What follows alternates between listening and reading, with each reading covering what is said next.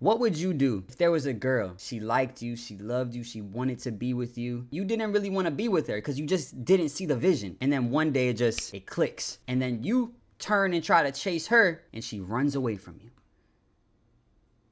Tough. Let me know what y'all do in that situation, man. Don't chase the power of attractiveness. If you guys want my Discord, it's in the description, as well as my Instagram. Let's do it. I'm Dr. Orion Taraban, and this is Psych Hacks, Better Living Through Psychology. And the topic of today's short talk is don't chase. So this is kind of a standard piece of advice when it... So we do know he's a psychologist. So we do know he has some valid info, right? You know, maybe good info, right? But he may not know about these new women. These new women move different. They live by different codes. So we about to decipher what he talking about and see if it makes sense, honestly. It comes to dating. Every dating coach online puts it forth as an iron rule, irrespective of who they're coaching. The guys helping men are telling the men not to chase, and the ladies helping women are telling the women not to chase. So what's going on? They can't both be right, can they? And if everyone listened to this advice, wouldn't it lead to a kind of stalemate in the sexual marketplace where no one makes the first move? Let's examine this further.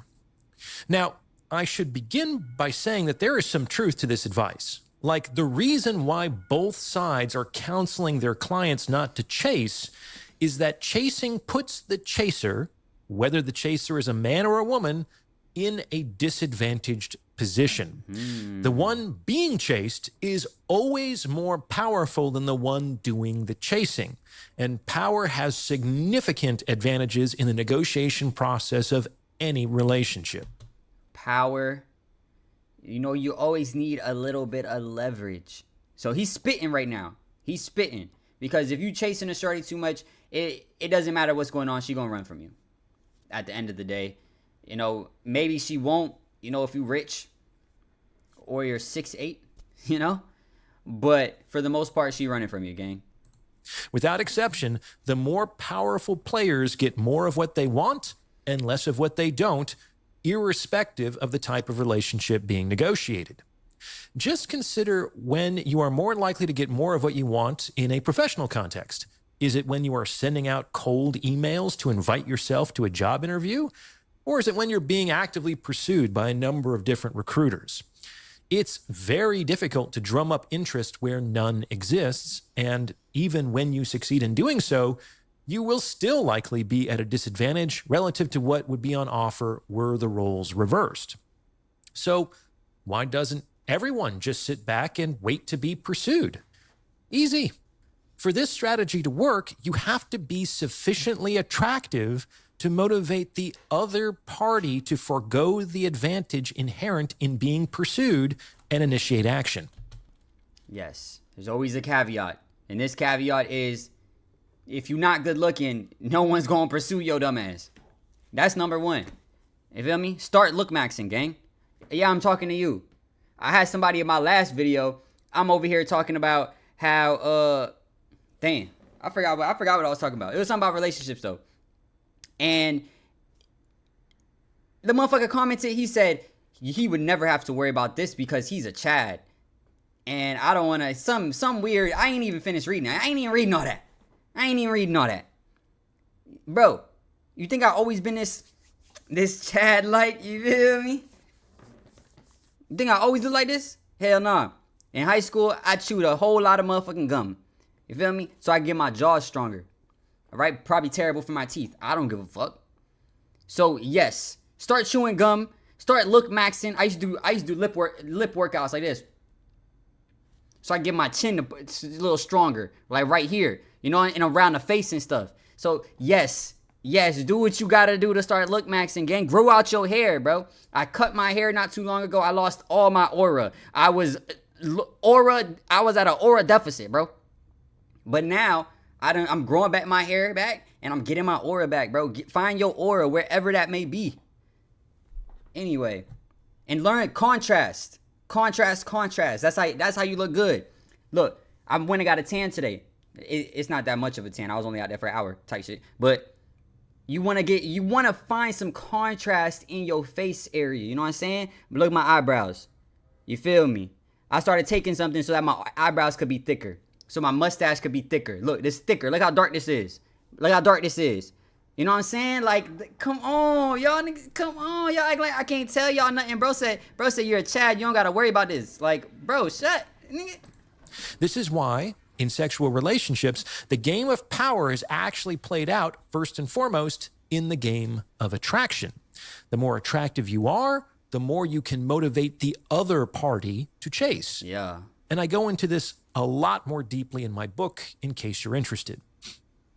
Anyway. Solid plug right there. I like what you're doing. That's psychology. Yeah, he's using psychology to plug his own book. This is why people can't just listen to advice like don't chase and expect it to work for them. Every person, man and woman, has to be real honest with the person in the mirror. Women cannot simply sit back and assume an advantage conferred by their sex. Not all women are attractive enough to motivate men to chase. I'll say that again. Not all women are attractive enough to motivate men to chase. Yeah. And of course, the vast majority of men are not attractive enough to motivate women to chase. I would say 80%. I would say 90%. I would say 95%. I'll say 97%. Listen, I'm not going to lie to you. I think literally probably like 0.5% of all men, probably less than that, can walk into a room and literally have shorties like, all right, I'm shooting my shot right now. Like, I'm going up to this nigga. I don't care. I don't care what nobody say. I'm going up to this nigga. Unless you're famous. If you're famous, you could be kind of less attractive. Shorties might shoot their shot because you famous, nigga. You know what I'm saying? Damn, brother, I got a bug bite right here. That's messing up my look maxing. Anyway. To say that twice, everyone already believes that. And if there is any doubt in your mind, that is, if you're unsure whether you're attractive or not, then allow me to remove it. You're not. Attractive people are awash in optionality. They do not need to be told not to chase. They are already being relentlessly pursued. Bitter medicine, but it's always better to strategize from a place of accepting reality than from one of wishful thinking. Yeah, if you don't know if you're attractive, you're not attractive. Period. Period. You know what I'm saying? You're just not.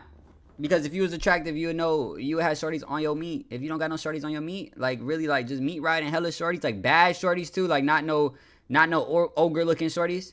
You got bad girls on your meat, you goody, bro. You good looking, bro.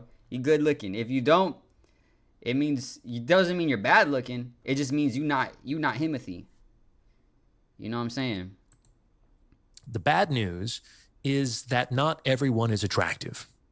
The good news is that everyone, without exception, can be more attractive than they currently are.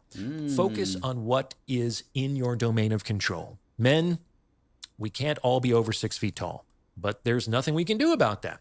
Are you taking care of your finances and your fitness and your fashion and your fame and your friendships, etc.? Women, you can't all be Instagram baddies, but there's not. You can't get a BBL. You can't get a BBL, some lip fillers, and some fake titties. That's bad advice. Don't listen to me. Listen to whatever he's about to say. Don't do none of that. No, don't do none of that. That's, it's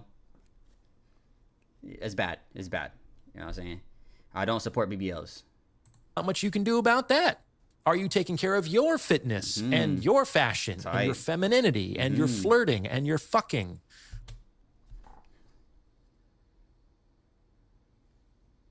I don't think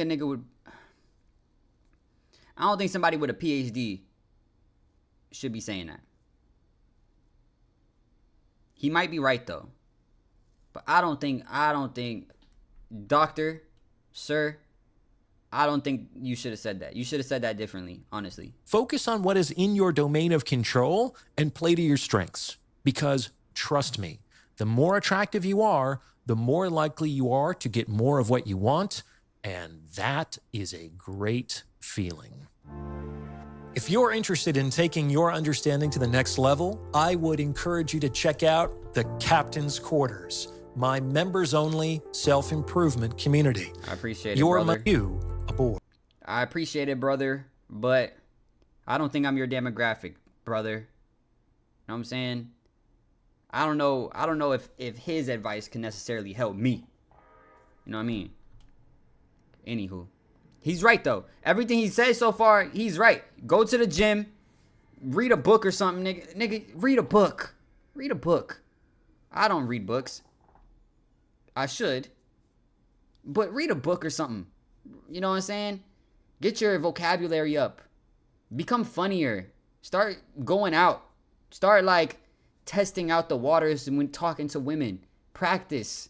You know what I'm saying? Practice makes perfect. But Jim, honestly, any dude that's thinking to themselves, damn, I want to look better. I want to be better. Do you go to the gym at least an hour a day? Do you? Like at least 5 days a week? If you don't, you ain't doing enough, player. You're not doing enough. Honestly. If you want to look better, that's right there. Go to the gym. Put on some muscle. You know what I mean? Look at your boy. Boom. Boom. Look at my arm. Boom. You know why I gotta go to the gym? Because I'm 5'9", nigga. Because I'm 5'9". You know what I'm saying? 5'10" on a good day. Nah, I'm capping. Just 5'9".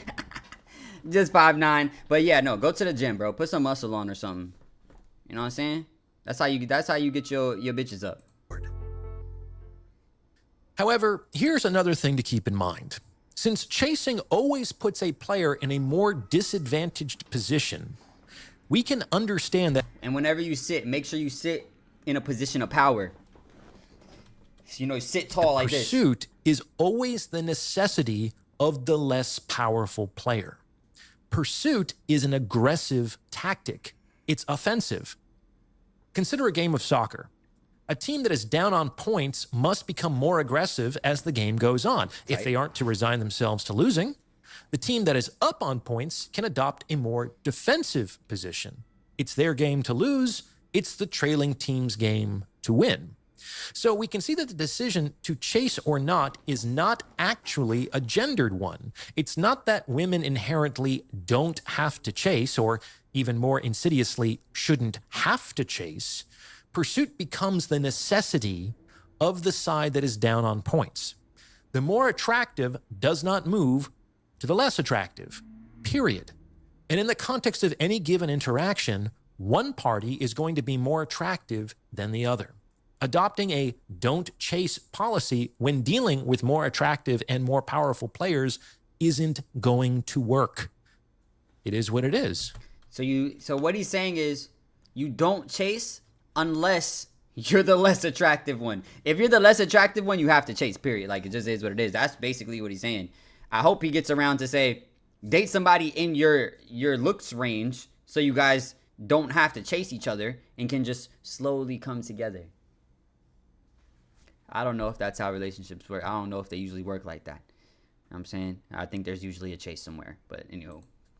And this is precisely how some women in their 30s basically squander the time they have left. As I discuss in my episode Women Over 30, the game changes significantly at this point in life.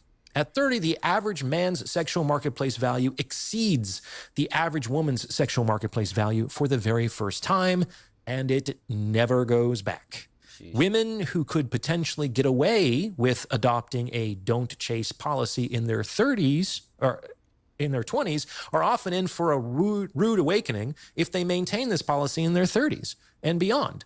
Relative to her intersexual competition, not relative to her own standards, she may not be sufficiently attractive for men, especially those age-appropriate men who are now much more attractive than they once were, to forego their advantaged position in the game and pursue her. So it's really important for people to take general advice from dating coaches with a grain of salt, as good judgment is required to apply the general to the particular in any given case. And acting like the more powerful player when you aren't isn't going to help you get what you want.